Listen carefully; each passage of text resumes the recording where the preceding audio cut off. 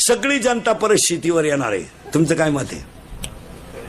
कंपन्यांचं जवळजवळ ते आले पिठलेवा, आता ते रसावतून द्यायला लागले. आता पिठलेवाली सकाळी वल्लन संध्याकाळी कोरड. सहकार क्षेत्रातल्या नोकरीवाल्यांवर दबाव आहे. आता ते उगाच पोटासाठी करतात, नाही तर कवा साहेबाचा फोन येईन. आंघोळीला घुसला साहेबाचा फोन आला, तो अंडरपॅन्ट गावात गेला. यांच्यावर दबाव आहे. म्हणजे सर्व्हिस हा विषय मिटला. आता सगळी लोक परत कुठे येणार आहे?